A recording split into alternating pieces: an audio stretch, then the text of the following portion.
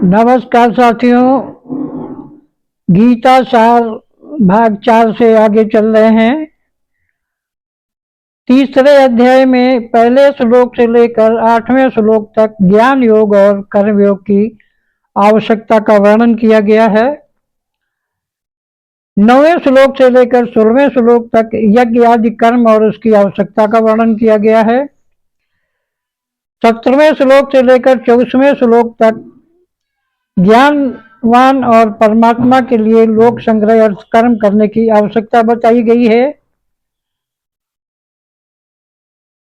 25वें श्लोक से लेकर 45वें श्लोक तक अज्ञानी और ज्ञानवान के लक्षण तथा राग द्वेष रहित होकर कर्म करने की प्रेरणा बताई गई है। और 36वें श्लोक से लेकर 33वें श्लोक तक काम के निरोध का विषय बताया गया है। कैसे यही काम और क्रोध अग्नि के समान भोगने से कभी न तृप्त होने वाले बड़े पापी हैं।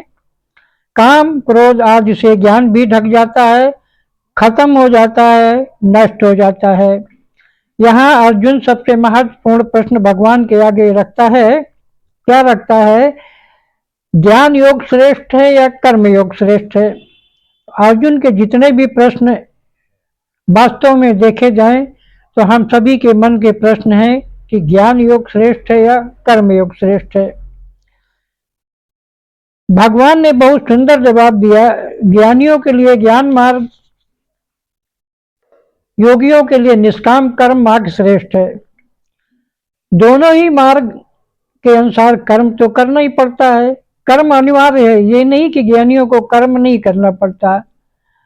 ज्ञानियों को भी अपना निजी कर्म तो करना ही पड़ता है। सभी पुरुष प्रकृति से उत्पन्न हुए गुणों से विवश होकर कर्म करते हैं। नित्य कर्म तो सभी को करना ही पड़ता है। तो जो पुरुष मन से इंद्रियों को वश में करके अनासक्त होकर कर्मेंद्रियों से कर्म योग का आचरण करता है तथा अपने शरीर निर्वाह अर्थ कर्म करते हुए आध्यात्मिक पुरुषार्थ में उन्नति करता है, वही श्रेष्ठ है। भावार्थ ये है कि ज्ञानियों के लिए भी कर्म आध्यात्मिक पुरुषार्थ अर्थात उन्नति करना, यही उसका निजी कर्म है और कर्म योगी के लिए भी वही उसका निजी कर्म है। आध्यात्मिकता का मतलब क्या है? आध्यात्मिकता का मतलब है अध्ययन द्वारा आत्म उन्नति को प्राप्त करना। अब किस बात का अध्ययन करना है? तो गीता में भगवान ने जो ज्ञान दिया है, जितना हम उसका अध्ययन करते हुए अपने पुरुषार्थ से आगे बढ़ते हैं और उन्नति को प्राप्त करते हैं, उसे ही आध्यात्मिकता कहा जाता है। भगवान ने आगे यज्ञ का महत्व बतलाया कि कर्म योग मानव का सनातन कर्म है, सनातन कर्तव्य है। यहाँ बहुत सुंदर गोह रहस्य स्पष्ट किया गया है कि यज्ञ की प्रक्रिया ही कर्म है। अब इसका मतलब तो ये नहीं होता है कि हर एक गृहस्थी रोज यज्ञ करता रहे, किसी के पास इतना समय कहाँ है। लेकिन इसका वास्तव में भावार्थ क्या है, इसको थोड़ा समझने का प्रयास करते हैं। आज जब कोई व्यक्ति यज्ञ करता है, किस लिए यज्ञ करता है? यज्ञ किया जाता है शुद्धिकरण के लिए।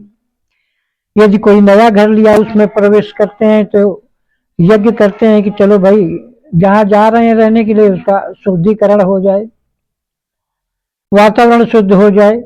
जब कोई कष्ट आता है तब यज्ञ करते हैं कि शुद्धिकरण हो जाए, जो कष्ट आया वो समाप्त हो जाए। तो यज्ञ की प्रक्रिया ही कर्म है। तो शुद्धिकरण के लिए जो भी यज्ञ किया जाता है,